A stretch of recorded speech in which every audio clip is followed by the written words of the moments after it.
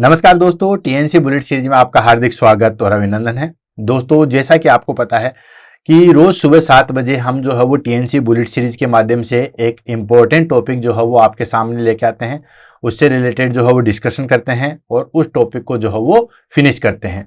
आज के क्लास के अंदर जो हमारे पास में टॉपिक रहेगा वो रहेगा दोस्तों प्री एक्लेम्पसिया।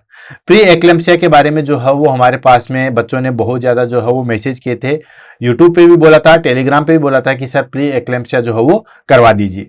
प्री एक्लेम्पसिया के बारे में हम जो है वो आज पूरा डिटेल से पढ़ेंगे और उसके बाद में जो है वो आगे डिस्कशन करेंगे।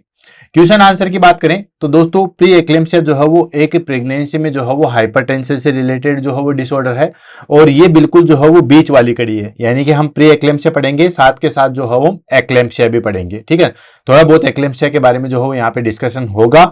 ठीक है, क्योंकि प्री एक्लेम्पसिया नाम से पता है, प्री और एक्लेम्पसिया यानी कि एक्लेम्पसिया से जो है वो जस्ट पहले वाली चीजें हैं, तो हमें एक्लेम्पसिया के बारे में भी जो है वो पता होना चाहिए, तभी हम प्री एक्लेम्पसिया को जो है वो अच्छे तरीके से कर सकते हैं। या हम प्री एक्लेम्पसिया को अगर हम पढ़ लेंगे तो उसके बाद में हमारे पास में एक्लेम्पसिया जो है बहुत इजी तरीके से आसानी से जो है वो हम पढ़ सकते हैं। दोनों के बारे में हम बहुत अच्छे से और डिटेल से जो है वो स्टडी करेंगे, देन उसके बाद आगे बढ़ेंगे। क्वेश्चन आंसर की बात करें तो दोस्तों इससे क्वेश्चन आंसर जो हो बेसिकली रिलेटेड आता है, इसके इंट्रोडक्शन से रिलेटेड आता है, इसके टाइप से रिलेटेड आता है और इसके मैनेजमेंट से रिलेटेड बहुत सारे जो है वो क्वेश्चन आते हैं।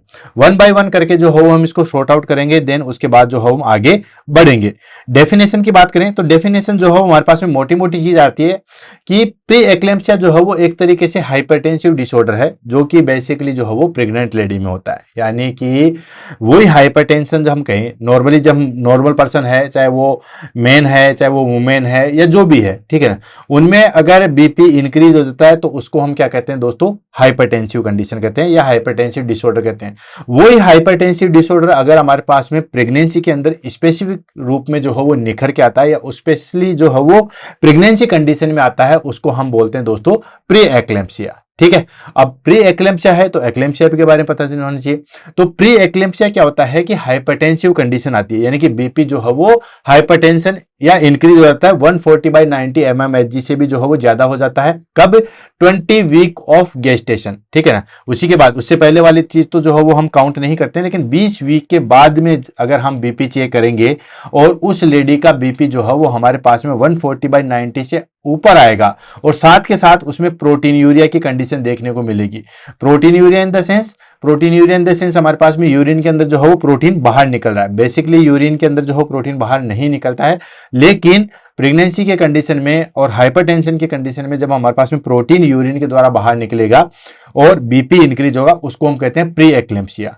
अब एक्लेम्पसिया क्या होता है? एक्लेम्पसिया होता है हमारे पास में कि हाइपरटेंशन भी है, यानी कि बीपी जो हो 140/90 से ऊपर भी है और प्रोटीन यूरिया भी है, 300 mg पर 24 आवर से ज्यादा प्रोटीन भी बाहर निकला और साथ के साथ अगर सीजर भी आ रहे हैं तो उस कंडीशन को हम कहते हैं दोस्तों एक्लेम्पसिया। क्लियर? तो वन बाय वन करके जो है वो आगे बढ़ते हैं और आगे चलते हैं। सबसे पहले हम डिस्कस कर लेते हैं इसके डेफिनेशन के बारे में। तो मोटा मोटी डेफिनेशन आपको बताई दिए, दो ही चीज आपको याद रखना है, एक तो बीपी इंक्रीज होता है, इंक्रीज कितना दोस्तों, हाइपरटेंशन वाली कंडीशन होती है 140/90 mmHg से ऊपर रहेगा तो उसको हम कहते हैं हाइपरटेंशन। ठीक है, और उसके बाद में क्या होना चाहिए, प्रोटीन यूरिया होना चाहिए। प्रोटीन इन द सेंस कि यूरिन के अंदर जो है वो प्रोटीन बाहर निकलनी चाहिए, उसको हम कहते हैं प्रोटीन यूरिया। और वो कितनी होती है दोस्तों, मोर देन 300 मिलीग्राम पर 24 आवर्स, यानी कि 24 घंटे के अंदर जो है हमारे पास में 300 मिलीग्राम से ज्यादा प्रोटीन जो है वो यूरिन के माध्यम से बाहर निकलनी चाहिए, उसको हम बोलते हैं प्रोटीन यूरिया। तो चलो सबसे पहले हम ले लेते हैं इसकी डेफिनेशन। डेफिनेशन की बात करें तो pre eclampsia is the pregnancy specific hypertensive, वही चीज आ गई। प्री एक्लेम्पसिया जो है वो एक प्रेगनेंसी स्पेसिफिक हाइपरटेंसिव डिसऑर्डर है जो कि करेक्टराइज होता है, it is characterise by pre eclampsia is pregnancy specific hypertensive disorder है। प्री एक्लेम्पसिया जो है वो प्रेगनेंसी के अंदर हाइपरटेंसिव डिसऑर्डर है जिसके अंदर क्या होगा, high blood pressure, high blood pressure in the sense यानी कि हमारे पास में सिस्टोलिक होता है 140 और डायस्टोलिक होते हैं 90 mmHg से अगर ऊपर होगा। ठीक है, high blood pressure more than 140/90 mmHg after 20 week of gestation, यानी कि 20 वीक के बाद में, यानी कि प्रेग्नेंट होने के 20 वीक के बाद जो है हम चेक करेंगे तो काउंट होगा।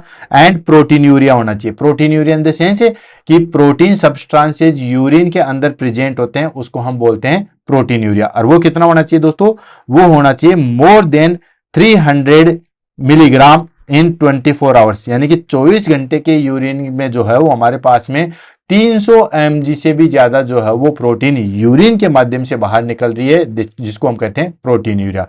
और साइन ऑफ ऑर्गन डिसफंक्शन, और भी ऑर्गन जो है उनका डिसफंक्शन होना चाहिए, जैसे कि लीवर का, किडनी का, ब्रेन का। अब हाइपरटेंशन है तो बाकी ऑर्गन का भी जो है वो डिसफंक्शन जो है वो होता है।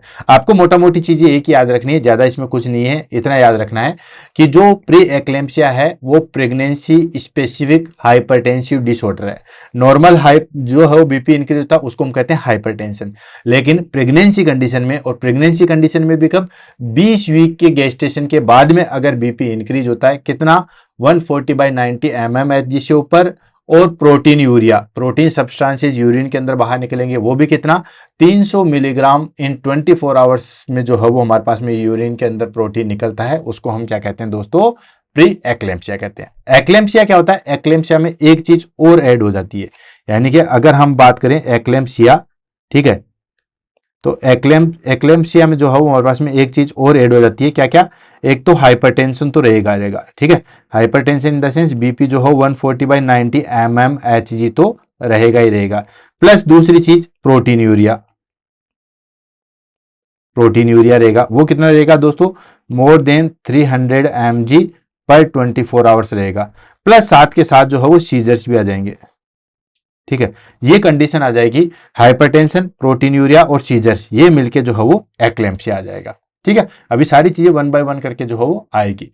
अब हो जाता है हमारे पास में classification of pre eclampsia. Pre eclampsia को किस तरीके से जो है वो क्लासिफाई करेंगे, तो प्री एक्लेम्पसिया को जो है वो हम 3 कैटेगरी के अंदर जो है वो क्लासिफाई करते हैं। अगर उससे भी ज्यादा इंक्रीज होता है तो फिर हम एक्लेम्पसिया के अंदर जो है वो डाल देते हैं। तो 1 बाय 1 करके आते हैं क्लासिफिकेशन में। सबसे पहले आता है माइल्ड प्री एक्लेम्पसिया। अब देखो mild pre eclampsia, mild pre eclampsia in the sense कि वहां पे बीपी इंक्रीज होगा, और बीपी कितना हो रहा है दोस्तों, 140/90 mmHg से ऊपर होगा। सिस्टोलिक जो है वो 140 से ऊपर, और डायस्टोलिक जो है वो 90 से ऊपर। तो बीपी जो है वो हमारे पास में 140/90 mmHg से ऊपर होगा, और प्रोटीन यूरिया प्रेजेंट होगा। बाकी अदर कोई भी सीवियर फीचर जो हो प्रेजेंट नहीं होगा। Severe feature in the sense कोई भी ऑर्गन इन्वॉल्व नहीं होंगे, चाहे वो किडनी हो, चाहे वो लीवर हो, चाहे वो ब्रेन हो, कोई भी ऑर्गन जो हो वो इन्वॉल्व नहीं होगा। No severe features, no severe feature in the sense कि कोई भी ऑर्गन जो हो वो इन्वॉल्व नहीं है, इसको हम कहते हैं माइल्ड प्री एक्लेम्पसिया। यानी कि जस्ट बीपी जो है वो हमारे पास में 140/90 mmHg है, और प्रोटीन यूरिया प्रेजेंट है। और प्रोटीन यूरिया का डिस्कशन ऑलरेडी हमारे पास में हो चुका है कि 300 मिलीग्राम प्रोटीन जो है वो पर 24 आवर्स के अंदर जो है वो बाहर निकलनी चाहिए। नेक्स्ट आ जाता है severe pre eclampsia. Severe pre eclampsia में क्या होगा, बीपी जो है वो हमारे पास में 160/110 mmHg से ऊपर रहेगा, यानी कि बीपी और ज्यादा बढ़ गया है। कि पहले में क्या था, 140/90 था, यहां पे आ गया हमारे पास में 160/110 mmHg से ऊपर रहेगा। प्रोटीन यूरिया प्रेजेंट रहेगा। Protein urea in the sense वही प्रोटीन जो है वो हमारे पास में यूरिन सब्सटेंस, यूरिन के अंदर जो है वो प्रेजेंट रहेगी। साथ के साथ ऑर्गन इन्वॉल्वमेंट होता है, और ऑर्गन में हमारे पास में कौन कौन से इन्वॉल्व होते हैं दोस्तों, ऑर्गन में हमारे पास में लीवर इन्वॉल्व होता है, ब्रेन इन्वॉल्व होता है, ठीक है, और किडनी इन्वॉल्व होती है, ठीक है। तो ये 3 ऑर्गन जो है वो बेसिकली इन्वॉल्व होते हैं, इसको हम बोलते हैं सीवियर प्री एक्लेम्पसिया। नेक्स्ट आ जाता है हमारे पास में सुपर इम्पोज्ड प्री एक्लेम्पसिया, उससे भी ज्यादा, ठीक है। यानी कि वो किस में देखने को मिलेगा, वो बेसिकली जो है वो उन लेडीज में देखने को मिलेगा जो पहले से क्रोनिक हाइपरटेंसिव से जो है वो सफर करी है। Occurs in woman with chronic hypertension before pregnancy, यानी कि हमारे पास में बीपी जो है वो 160/110 mmHg से ऊपर रहता ही रहता है, ठीक है ना। 160/110 से लेके 180/120 mmHg अगर किसी का बीपी रहता है उसको हम बोलते हैं क्रोनिक हाइपरटेंशन। ऑलरेडी मैंने हाइपरटेंशन की क्लास ली हुई है, वहां पे बताया हुआ है। तो जो लेडीज पहले से ही क्रोनिक हाइपरटेंशन से, अब वो क्रोनिक हाइपरटेंशन से तो जैसे प्रेग्नेंट होगी तो आपको फ्लूइड वॉल्यूम भी बढ़ जाता है, सारी चीज प्रेगनेंसी के अंदर बढ़ जाती है, तो बीपी और ज्यादा जो है वो इंक्रीज होगा। तो सुप्रीम इंपोज्ड प्री एक्लेम्पसिया जो है वो बेसिकली उन वुमेन्स में देखने को मिलता है जो पहले से, यानी कि प्रेग्नेंट होने से पहले ही उनमें बीपी की शिकायत होती है, उनमें देखने को मिलेगा। तो ये और ज्यादा जो है वो सीवियर आता है। और लास्ट आ जाता है हमारे पास में एक्लेम्पसिया। हालांकि एक्लेम्पसिया जो है वो प्री एक्लेम्पसिया का टाइप नहीं है, एक्लेम्पसिया अलग से ही है, तो ये चीज जो है वो जरूर ध्यान रखना। इसको मैं बता देता हूं दोस्तों, प्री एक्लेम्पसिया और एक्लेम्पसिया में क्या डिफरेंस है। यानी कि प्री एक्लेम्पसिया में तो हमारे पास में क्या क्या चीजें होती है, हाइपरटेंशन होता है, प्रोटीन यूरिया होता है और ऑर्गन इन्वॉल्व होते हैं। ये तो हो गया हमारे पास में प्री एक्लेम्पसिया। अब प्री एक्लेम्पसिया के साथ साथ यानी कि हाइपरटेंशन भी रहेगा और हमारे पास में ऑर्गन इन्वॉल्व भी रहेगी, प्रोटीन यूरिया भी रहेगा, उसके साथ साथ सीजर भी आ जाए, ठीक है, उसको हम कहते हैं दोस्तों एक्लेम्पसिया। और ये लाइफ थ्रेटनिंग कंडीशन होती है। वैसे मैंने शुरुआत में बता दिया था कि ये देखो, हाइपरटेंशन, प्रोटीन यूरिया और सीजर, ये तीनों चीज जो है वो मिल जाती है, उसको हम बोलते हैं दोस्तों एक्लेम्पसिया। और एक्लेम्पसिया मोर डेंजरस है। अभी हम प्री एक्लेम्पसिया के जब हमारे पास में जो है वो कॉम्प्लिकेशन पड़ेंगे तो उसमें हमारे पास में जो है वो एक्लेम्पसिया भी आएगा। क्लियर है, तो ये चीज ध्यान रखना। ये तीनों क्लासिफिकेशन कौन कौन सा, mild pre eclampsia, severe pre eclampsia और सुप्रीम इंपोज्ड प्री एक्लेम्पसिया, ठीक है, तीनों का मैंने आपको क्लासिफिकेशन बताया, सिंपल है। माइल्ड प्री एक्लेम्पसिया में हमारे पास में बीपी 140/90 mmHg से ऊपर होता है, प्रोटीन यूरिया देखने को मिलता है, कोई ऑर्गन इन्वॉल्व नहीं होते, नो सीवियर फीचर्स। सेकंड आ जाता है हमारे पास में सीवियर प्री एक्लेम्पसिया, उसमें हमारे पास में बीपी 160/110 mmHg से ऊपर होता है, प्रोटीन यूरिया होता है और ऑर्गन इन्वॉल्व होते हैं, जिसमें हमारे पास में लीवर, ब्रेन और किडनी जो है वो इन्वॉल्व होती है। नेक्स्ट आता है हमारे पास में सुप्रीम इंपोज्ड प्री एक्लेम्पसिया। ये बेसिकली उन लेडीज में होता है जो पहले से क्रोनिक हाइपरटेंशन से सफर कर रही है उनमें। तो पहले से क्रोनिक हाइपरटेंशन है तो प्रेगनेंसी कंडीशन में और ज्यादा बढ़ जाएगा। एक नेक्स्ट अलग से चीज बताई, that is called eclampsia. Eclampsia में होता है जिसमें प्री एक्लेम्पसिया के साथ साथ अगर सीजर भी प्रेजेंट है, उसको हम बोलते हैं दोस्तों एक्लेम्पसिया। क्लियर। नेक्स्ट आ जाता है हमारे पास में ईटियोलॉजी, कि क्या जो हो बेसिकली ईटियोलॉजी है। तो दोस्तों ईटियोलॉजी की बात करें तो यहाँ पे एक स्पेसिफिक चीज आती है कि एग्जैक्ट ईटियोलॉजी जो है वो अननोन है, ठीक है। एग्जैक्ट ईटियोलॉजी जो है वो अननोन है कि प्रेगनेंसी कंडीशन में जो है वो हाइपरटेंशन क्यों होता है एग्जैक्ट। वैसे तो हाइपरटेंशन की ही ईटियोलॉजी अननोन होती है। 90% केसेज में हाइपरटेंशन जो है वो इडियोपैथिक होता है, ठीक है, यानी कि पता ही नहीं चलता है। तो बेसिकली वही चीज कर रहा हूं, जब नॉर्मल हाइपरटेंशन का ही पता नहीं चल रहा है तो प्रेगनेंसी के अंदर जो है वो हाइपरटेंशन क्यों होता है उसका एग्जैक्ट कोई रीजन नहीं है। बट कुछ फैक्टर हैं जो इसको इंक्लूड करते हैं, ठीक है। अब कौन कौन से फैक्टर हैं उसको हम ले लेते हैं। तो बेसिकली मोटा मोटी चीजें आप ध्यान में रखना। कंक्लूजन बता रहा हूं कि हमारे पास में जैसे प्रेग्नेंट लेडी होती है तो फ्लूइड वॉल्यूम बढ़ जाता है, ठीक है, ब्लड का फ्लूइड का वॉल्यूम जो है वो बढ़ जाता है। अब फ्लूइड का वॉल्यूम बढ़ जाता है तो ऑब्वियसली जो है वो थोड़ा बहुत हाइपरटेंशन तो होगा ही होगा। साथ के साथ अब बच्चे में क्या होता है कि वो वहां पे जो प्लेसेंटा है, अगर वहां पे सही तरीके से एक्सचेंज नहीं हो रहा, कहीं ना कहीं कोई भी ट्यूब में या किसी भी आर्टरी वेन के अंदर ब्लॉकेज आ रहा है, तो फिर हमारे पास में जो है वो प्री एक्लेम्पसिया की कंडीशन जो है वो आ जाती है, हाइपरटेंशन की कंडीशन आ जाती है, क्योंकि वो फ्लूइड सही तरीके से एक्सचेंज नहीं हो रहा प्लेसेंटा के अंदर। तो एग्जैक्ट कॉजेज तो जो है वो अननोन होते हैं, लेकिन फैक्टर जो है वो इंक्लूड होते हैं। कौन कौन सा, पहला ले लेते हैं दोस्तों placental dysfunction. Placental dysfunction in the sense कि प्लेसेंटा में जो हमारे पास में फ्लूइड एक्सचेंज हो रहे थे, ठीक है ना, आर्टरी वेन के द्वारा जो फ्लूइड एक्सचेंज हो रहे थे वो अब सही तरीके से एक्सचेंज नहीं हो पाएंगे। उसमें हमारे पास में प्रू थ्रोम्बोप्लास्टिक इन्वेजन, उसकी वजह से क्या होगा दोस्तों, इस्चीमिया होगा और एंडोथेलियल सेल डैमेज होगा और वेजोस्पाज्म होगा। कुल मिला के बात यह है कि हमारे पास में प्लेसेंटा सही तरीके से काम नहीं करेगा तो उसके बाद में हमारे पास में जो है वो फ्लूइड का एक्सचेंज नहीं हो पाएगा, इस्चीमिया होगा, एंडोथेलियल डैमेज हो जाएगा, वेजोस्पाज्म हो जाएगा और हमारे पास में प्री एक्लेम्पसिया की कंडीशन जो है वो आ जाएगी। नेक्स्ट आ जाता है रिस्क फैक्टर।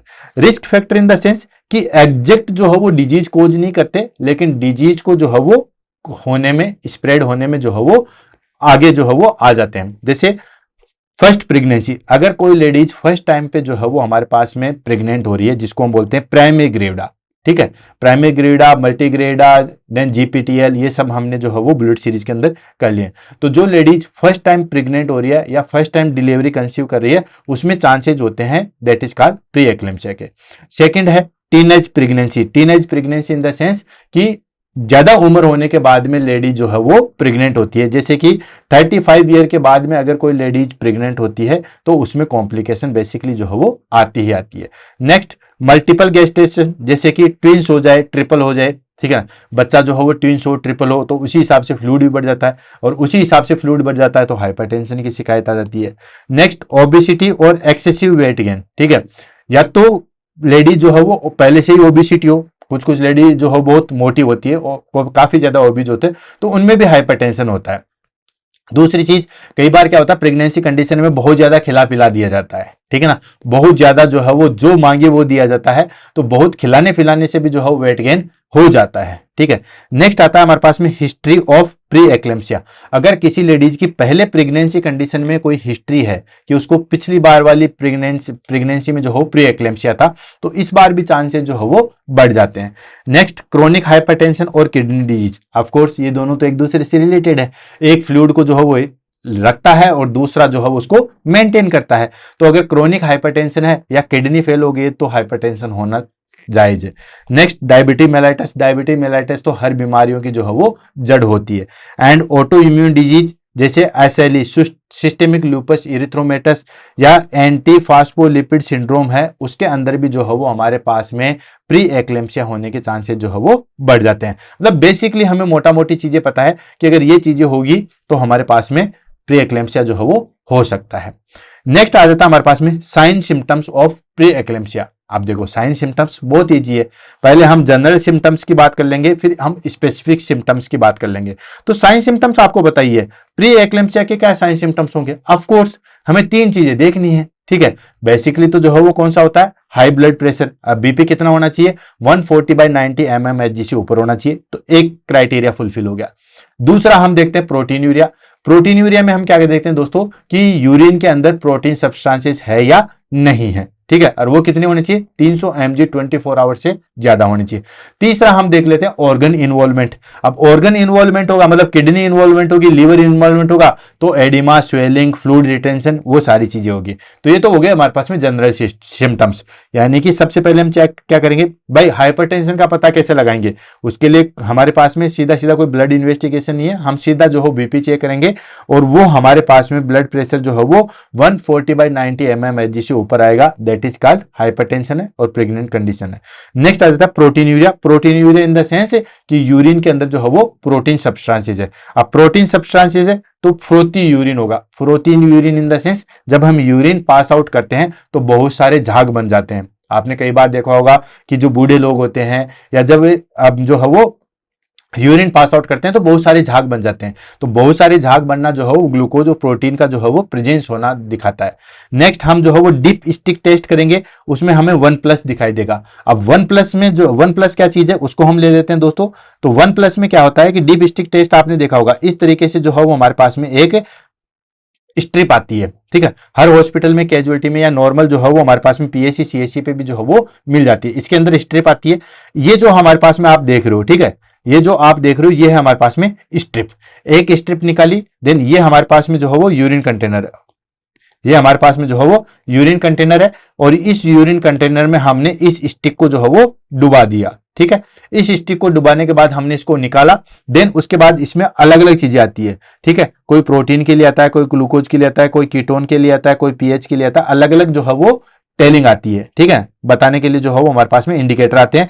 अब उसके बाद में उसको चेक करेंगे, ठीक है। जैसे हमने ले लिया प्रोटीन वाला, हमने क्या ले लिया दोस्तों, प्रोटीन वाला ले लिया। अब प्रोटीन वाले में 0, 1, ठीक है, +2, +3, +4 ऐसे साइन आते हैं। अब उसमें कलर चेंजेज होगा, जैसे ये डार्क कलर हो गया तो हमें फाइंड आउट मिलेगा। फिर उस प्रोटीन वाले जो है वो रेशियो को देखेंगे। हम ग्लूकोज कीटोन नहीं देख रहे हैं, ये स्ट्रिप पे अलग अलग आती है। कोई कीटोन का आता है, कोई प्रोटीन का आता है, कोई पीएच का आता है। मैं अलग अलग लिख देता हूं, कोई पीएच का आता है, कोई प्रोटीन का आता है, कोई ग्लूकोज का आता है, कोई जो है वो हमारे पास में कीटोन बॉडीज का आता है, ठीक है। तो हम सिर्फ और सिर्फ प्रोटीन वाले को ले रहे हैं। अब जैसे डुबाया, देखा, उसके बाद कलर चेंजेज हुआ। कलर चेंजेज के बाद में देखते हैं, जैसे ये मान लो ये हमारे पास में सबसे सामने दिख रहा है, ये प्रोटीन वाला है, ठीक है। तो अगर इस तरीके का कलर रहेगा दैट इज कॉल्ड 0। अगर थोड़ा सा येलोइश हो जाएगा तो +1, थोड़ा ज्यादा येलोइश हो जाएगा +2, उसके बाद ग्रीनिश हो जाएगा +3, और ज्यादा हो जाएगा देन उसके बाद +4। तो उस हिसाब से इंडिकेशन देंगे। तो अगर मान लीजिए नॉर्मल यूरिन है, और इसमें कोई भी जो है प्रोटीन सब्सटेंसेज नहीं है, तो जीरो आएगा और बिल्कुल येलोइश कलर दिखाई देगा। लेकिन अगर इसके अंदर प्रोटीन सब्सटेंसेज है तो कलर चेंजेज होगा। कलर चेंजेज होगा तो उस कलर को हम देख लेते हैं, और नीचे +1 +2 +3 +4 +5 ऐसे साइन दिए जाते हैं, तो हम देख लेते हैं। जैसे हमारे पास में हमने देखा और कलर चेंजेज हुआ, +1 का साइन दिखा रहा है, मतलब हमारे पास में यूरिन के अंदर प्रोटीन है। तो देखो वहां पे डीप स्टिक में हम चेक करेंगे और वहां पता लगाएंगे, तो वहां अगर हमारे पास में +1 या 1 से ज्यादा कोई चीज, देखो मोर देन 1+, ठीक है, इससे ज्यादा अगर चीज आ रही है तो हम कह सकते हैं प्रोटीन यूरिया। या फिर हम बात करें अगर एग्जैक्ट चेक करेंगे तो 300 मिलीग्राम पर 24 आवर से अगर प्रोटीन ज्यादा रहेगा तो हम उसको कह सकते हैं प्रोटीन यूरिया, ठीक है। नेक्स्ट आ जाता है दोस्तों हमारे पास में स्वेलिंग, यानी कि एडिमा होगा, कोई भी ऑर्गन इन्वॉल्व है, लाइक किडनी इन्वॉल्व है, लिवर इन्वॉल्व है, तो एडिमा होगा। और एडिमा जो हो बेसिकली फेस एंड हैंड पे दिखाई देता है, ठीक है, चेहरे पे और हाथों पे जो है वो दिखाई देगा। ये है हमारे पास में दोस्तों जनरल सिम्टम्स। अब उसके बाद में आ जाता है हमारे पास में severe feature. Severe feature in the sense कि और ज्यादा जो है वो बढ़ जाएगा तो क्या क्या होगा। नेक्स्ट आता है दोस्तों हेडेक रहेगा, परसिस्टेंट हेडेक रहेगा, लगातार जो है वो सिर दुखेगा। Next visual disturbance, blurred vision, या फिर जो है वो हमारे पास में स्टोमा, ठीक है, स्टोमा यानी कि visual disturbance in the sense कि हमें जो है वो बिल्कुल धुंधला धुंधला जो है वो दिखाई देगा। क्यों? क्योंकि हाइपरटेंशन में आपको पता ही है कि जो छोटी छोटी आर्टरी होती है वो इन्वॉल्व होती है, ठीक है, तो वो इन्वॉल्व होने की वजह से जो है वो हमें धुंधला दिखाई देगा। नेक्स्ट एपिगैस्ट्रिक या राइट अपर क्वाड्रेंट पेन, ठीक है, ये हमारे पास में जैसे एब्डोमेन है, ठीक है, और ये एब्डोमेन में हमने 4 क्वाड्रेंट लगा दिए, ये अम्बिलिकस है हमारे पास में, तो ये हमारे पास में राइट, ये लेफ्ट, ठीक है, हो गया। तो ये राइट अपर क्वाड्रेंट, ये लेफ्ट अपर क्वाड्रेंट, ये राइट लोअर क्वाड्रेंट, ठीक है, और ये लेफ्ट लोअर क्वाड्रेंट, ठीक है, ये लो हो गया। अब देखो यहां क्या बता रहा है दोस्तों, एपिगेस्ट्रिक या राइट अपर क्वाड्रेंट, इसमें यहां पे दर्द होगा। और यहां पे क्या चीज प्रेजेंट है, वो होता है दोस्तों हमारे पास में लीवर। लीवर के अंदर जो है वो हमारे पास में पेन होगा। क्यों? क्योंकि लीवर भी इन्वॉल्वमेंट है प्री एक्लेम्पसिया के अंदर। क्लियर? नेक्स्ट ओलिग्यूरिया दिखाई देगा। Oliguria in the sense already हमने acute renal failure, chronic renal failure में हम देख चुके हैं। ओलिग्यूरिया होता है कि पूरे दिन के अंदर 400 ml से भी कम यूरिन पास आउट होता है, उसको होता है ओलिग्यूरिया। और एन्यूरिया होता है हमारे पास में कि अगर 100 ml से भी कम पास होता है, that is called anuria. Next pulmonary oedema दिखाई देगा, ऑफ कोर्स, क्योंकि पल्मोनरी एडिमा जो है वो होता है। Next thrombocytopenia. थ्रोम्बोसाइटोपिनिया का मतलब होता है दोस्तों प्लेटलेट जो है वो हमारे पास में डिक्रीज हो जाती है। अब डिक्रीज हो जाती है तो हमें नॉर्मल का पता होना चाहिए। नॉर्मल होती है 1.5 लाख से लेके 4 लाख पर क्यूबिक mm होती है। तो हमारे पास में thrombocytopenia, thrombocytopenia in the sense कि प्लेटलेट जो है वो हमारे पास में 1 लाख से भी कम जो है वो प्रेजेंट होती है। एंड एलिवेटेड लीवर एंजाइम, ठीक है, एलिवेटेड लीवर एंजाइम, जब भी लीवर में प्रॉब्लम आती है, अब आपको ये तो पता चल ही गया है कि प्री एक्लेम्पसिया के अंदर लीवर, ब्रेन और किडनी इन्वॉल्व होती है, तो लीवर एंजाइम जो है वो खत्म हो जाएंगे, लीवर एंजाइम जो हो बढ़े हुए मिलेंगे। तो AST है, ALT है, एस्पिरेट सीरम ट्रांसमिनेज है, या एलाइन ट्रांसमिनेज है, वो सारे के सारे एंजाइम जो है वो बढ़ जाएंगे।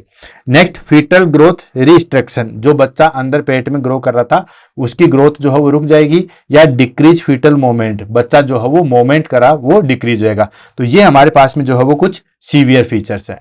नेक्स्ट आ जाता है हमारे पास में इन्वेस्टिगेशन एंड डायग्नोसिस। अब इन्वेस्टिगेशन एंड डायग्नोसिस बहुत ईजी है। इसका क्या क्या करेंगे भाई, आपको पहली चीज तो हमने जो है वो क्लिनिकल फीचर्स में देख लिया कि हाइपरटेंशन होगा।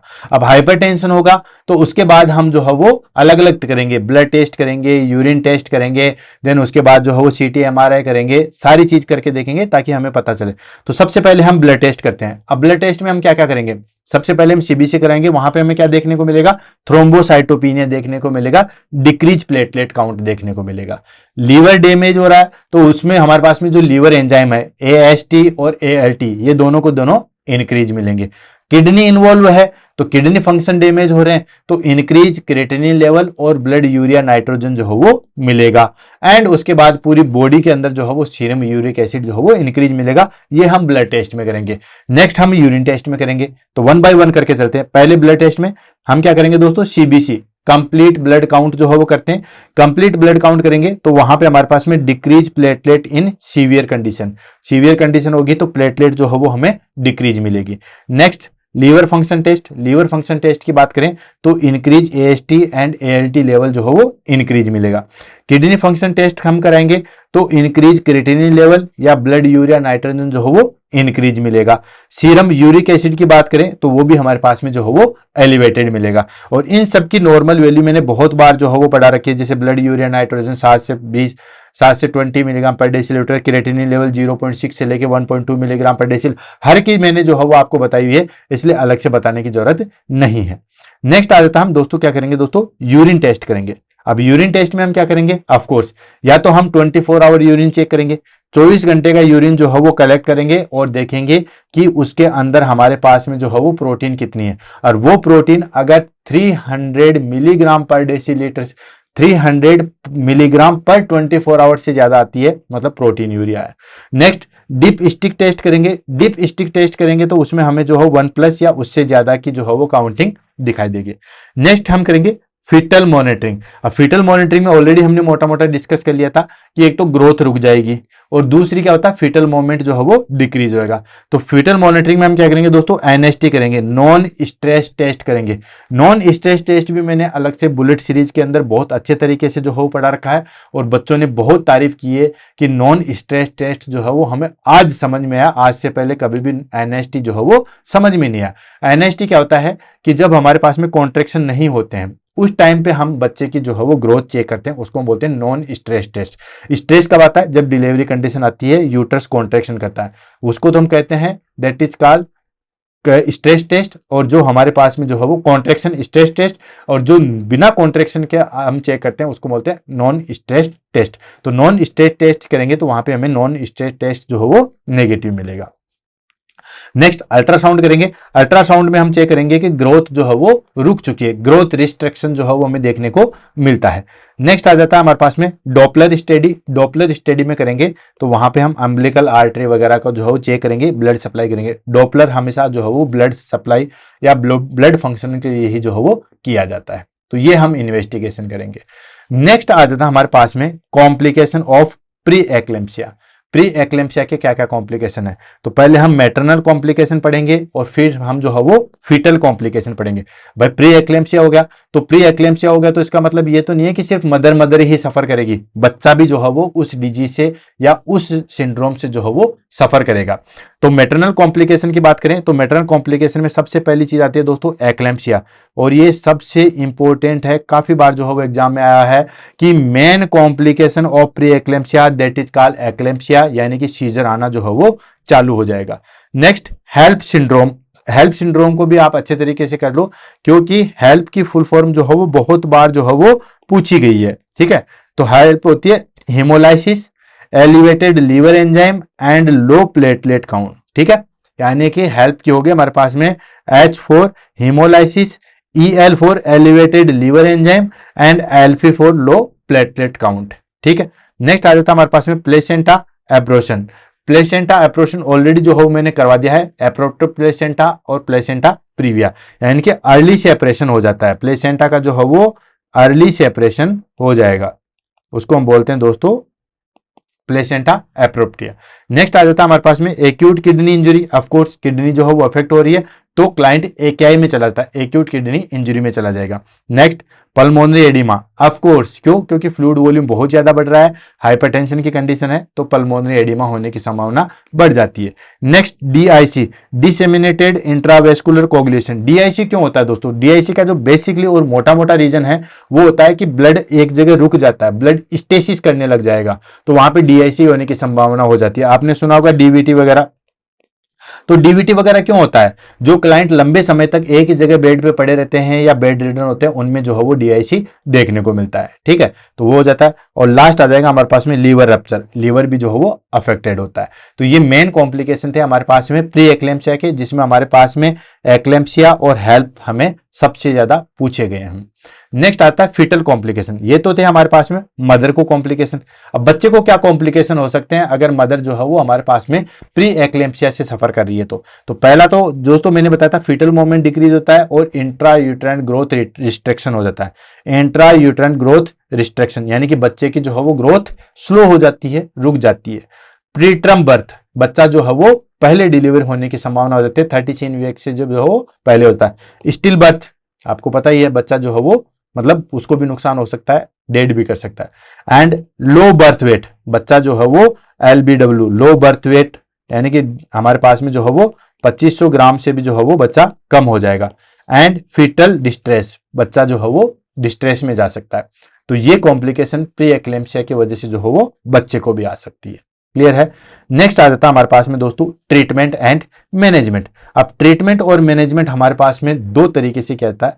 एक तो किया जाता है कि एन के एन प्रकार हम जो हो बीपी को कंट्रोल करेंगे, दूसरा हम बच्चे को कैसे जैसे करके भी जो है वो सेव करके उसकी डिलीवरी करवाएंगे। ये दो हमारे पास में बेसिकली जो है वो मोटो होते हैं, एक तो बीपी को कंट्रोल करना और एन के एन प्रकार हमें जो है वो नॉर्मल डिलीवरी करवाना। तो उसको हम ले लेते हैं।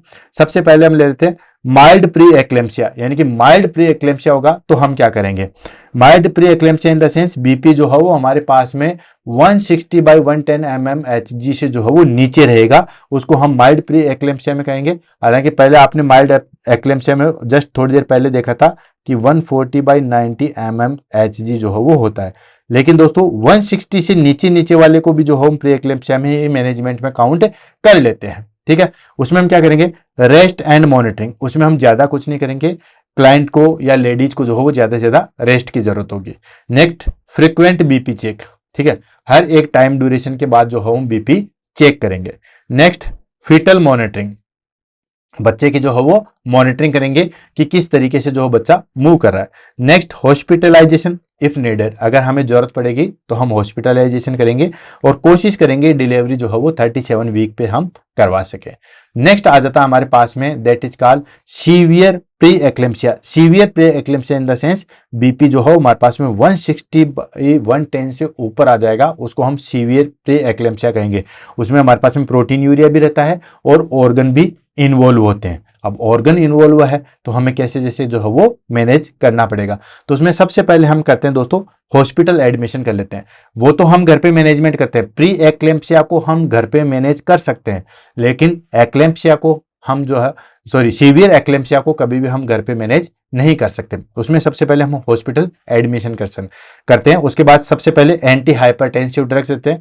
एंटी हाइपरटेंसिव में जो है वो लोबेटालोल देते हैं, सबसे प्रेफर्ड ड्रग्स आती है, सबसे प्रेफर्ड। अगर आपसे पूछे कि प्रेगनेंसी कंडीशन में हाइपरटेंशन को कंट्रोल करने के लिए कौन सी आती है, तो दोस्तों लोबेटालोल आती है। नेक्स्ट आता है हमारे पास में हाइड्रेलेजाइन, ये भी हमारे पास में जो है वो बीपी को कंट्रोल करती है। निफिडिपाइन आपने देखा होगा, ठीक है, कैल्शियम चैनल ब्लॉकर जो है वो देते हैं। एंड मैग्नीशियम सल्फेट देते हैं टू प्रिवेंट सीजर्स, क्लाइंट जो है वो एक्लेम्पसिया में ना चला जाए उसके लिए हम मैग्नीशियम सल्फेट देते हैं। ठीक है, याद रखना ये भी क्वेश्चन जो है वो एग्जाम में बहुत बार पूछा गया है कि सीजर को रोकने के लिए हम कौन सा इंजेक्शन या कौन सी मेडिकेशन देते हैं, तो दोस्तों मैग्नीशियम सल्फेट देते हैं। और स्टेरॉइड देते हैं अगर 34 वीक की जो है वो प्रेगनेंसी है, to accurate foetal lung maturity. ठीक है, क्योंकि 37 वीक तक जो है वो हमारे पास में लंग्स इमेच्योर रहते हैं, तो हम स्टेरॉइड देते हैं कि अगर हमें जरूरत पड़ी और प्रीटर्म बच्चे को जो है वो हमें डिलीवर भी करवाना पड़ा तो कम से कम उसके लंग जो है वो मेच्योर है। ठीक है, तो ये हो गया हमारे पास में सीवियर प्री एक्लेम्पसिया का ट्रीटमेंट। अब बात आती है, ये तो हो गया हमारे पास में हाइपरटेंशन का या प्री एक्लेम्पसिया का मैनेजमेंट। अब हम बच्चे को क्या कर सकते हैं, वह बच्चे को भी तो बचाना है, अभी तक आपने माँ को बचा लिया। अब बच्चे के लिए क्या करते हैं, डिलीवरी कंसिडरेशन क्या करते हैं, ठीक है, डेफिनेटिव ट्रीटमेंट करते हैं। उसमें हम क्या करते हैं, delivery of the baby and placenta, कैसे जैसे करके भी जो हम कहते हैं कि यार 37 वीक तक चला जाए और हम बच्चे को प्लेसेंटा की जो है वो डिलीवरी करवा दे। And vaginal delivery is preferred if stable, अगर कोशिश है, अगर क्लाइंट स्टेबल है तो हम कोशिश करते हैं कि उसको वेजाइनल डिलीवरी करवाएं। अदर में नहीं है तो फिर सी सेक्शन करते हैं इफ फीटल डिस्ट्रेस और ऑब्स्ट्रक्टिव इंडिकेशन, अगर फीटल जो है वो डिस्ट्रेस में है, बच्चा जो है वो डिस्ट्रेस में है और ऑब्स्ट्रक्टिव इंडिकेशन है। Obstructive indication in the sense pelvic सही नहीं है या किसी भी तरीके से जो हो बच्चा जो है वो नीचे नहीं आ रहा है, कोई भी एबनॉर्मल कंडीशन कि अब हमें नॉर्मल वेजाइनल डिलीवरी नहीं करवा सकते, हम सी सेक्शन पे जो है वो जाएंगे। नेक्स्ट आ जाता है हमारे पास में that is called nursing management of pre eclampsia. Pre eclampsia का नर्सिंग मैनेजमेंट क्या करेंगे, ठीक है, तो ये भी क्वेश्चन जो है वो हमारे पास में नर्सिंग मैनेजमेंट पूछते हैं। सबसे पहली चीज बीपी चेक करते हैं और हमें सीजर से बचाना है और यूरिन आउटपुट मेंटेन करना है। बेसिकली नर्सिंग का ये 3 गोल ही रहते हैं, तो 1 बाय 1 करके लेते हैं। सबसे पहले मॉनिटर बीपी फ्रीक्वेंटली, ठीक है, हर एक टाइम ड्यूरेशन के बाद जो है वो हम बीपी चेक करते हैं। वैसे भी ANC एंटीनेटल चेकअप में हम बीपी जो है वो कंटिन्यूसली चेक करते हैं। Next, assess urine output. Urine output को जो है हम असेस करते हैं कि यूरिन आउटपुट जो है वो हमारे पास में सही आ रहा है या नहीं आ रहा। More than 30 ml per hour तो आना ही आना चाहिए, क्योंकि अगर इससे कम आ जाएगा तो हमारे पास में फ्लूइड रिटेंशन हो जाएगा। क्या हो जाएगा दोस्तों? फ्लूइड रिटेंशन की जो है वो कंडीशन आ जाएगी। Next, watch for sign of eclampsia. Eclampsia के कोई साइन तो नहीं है, उसको हम वॉच करेंगे। उसमें हमारे पास हेडेक या विजुअल चेंजेस तो नहीं है, क्योंकि एक्लेम्पसिया में फिर हमारे पास में सीजर्स आ जाते हैं। Administer medication as prescribed. जो भी मेडिकेशन प्रिस्क्राइब्ड की गई है वो हम देंगे, जैसे एंटी हाइपरटेंसिव ड्रग्स, जैसे अभी हमने पढ़ा निफिडिपाइन, लोबेटोलॉल, ये सारी हम देंगे, ठीक है। और अगर MgSO4 भी एडवाइस कर रखा है ताकि सीजर्स ना आए, एक्लेम्पसिया की कंडीशन में ना जाए, तो जो भी एडवाइस मेडिकेशन है वो हम देंगे। Next, foetal monitoring. बच्चे की जो हो मॉनिटरिंग करेंगे, ठीक है, उसको चेकअप करेंगे। Next, provide quiet environment to prevent seizures. ठीक है, बिल्कुल शांत और अच्छा एनवायरनमेंट जो है वो प्रोवाइड करवाएंगे, क्योंकि ज्यादा शोर शराबे में या ज्यादा चीजें में जो है वो हमारे पास में सीजर आने की संभावना जो है वो बढ़ जाती है। Next, educate mother to danger sign, यानी कि कोई भी डेंजर साइन है उसके बारे में मदर को बताएंगे कि अगर ये डेंजर साइन आ रहे हैं तो आप तुरंत बताओगे। स्वेलिंग वो तो हमें दिखी जाती है, और अगर हेडेक वगैरह है तो आप तुरंत बताओगे। Next, monitor reflexes and respiratory rate.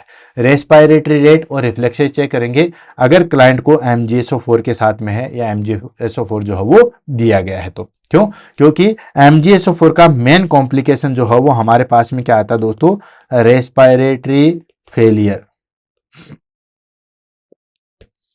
Clear? Next आ जाता है हमारे पास में, that is called prevention and health education. कैसे जो है वो हम उसको प्री एक्लेम्पसिया को एक्लेम्पसिया में जाने से रोक सकते हैं। इसके लिए हम क्या क्या करते हैं? तो सबसे पहले रेगुलर एंटीनेटल केयर, यानी कि रेगुलर जो है वो एंटीनेटल केयर जो है वो करेंगे।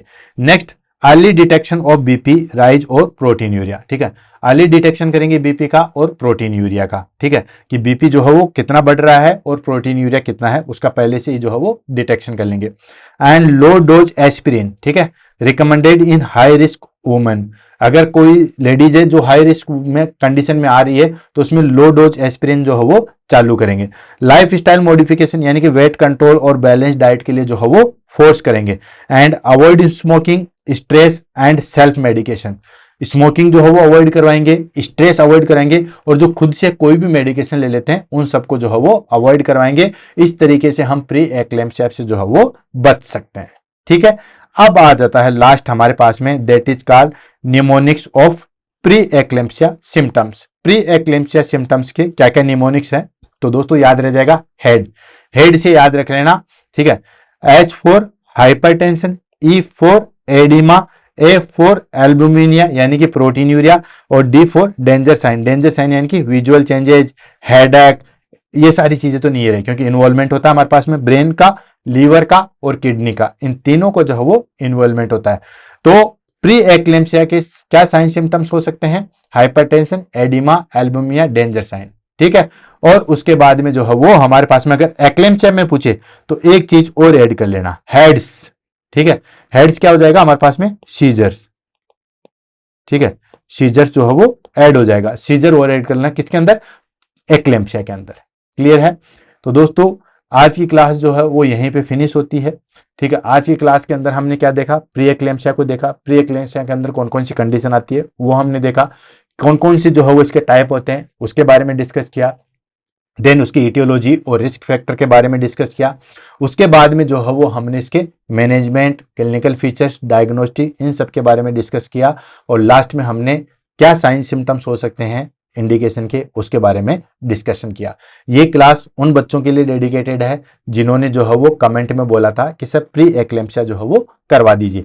बाकी बच्चों ने भी जो बोला है, जैसे कुछ ने स्नैक बाइट बोला है, किसी ने जो है वो और भी कुछ बोला है, जो टॉपिक ऑलरेडी हो चुके हैं उनके बारे में मैंने उनको मैसेज कर दिया था कि ऑलरेडी डन। तो जो जो बच्चों ने टॉपिक बोले हैं उनको हम डेफिनेटली जैसे टाइम मिलेगा उसको हम लेते हैं, और इसी तरीके से हमारे पास में ये सीरीज चलेगी, पूरे साल चलेगी। और कल सुबह मिलते हैं सुबह 7 बजे। तब तक के लिए दोस्तों all the best, have a nice day. Thank you so much.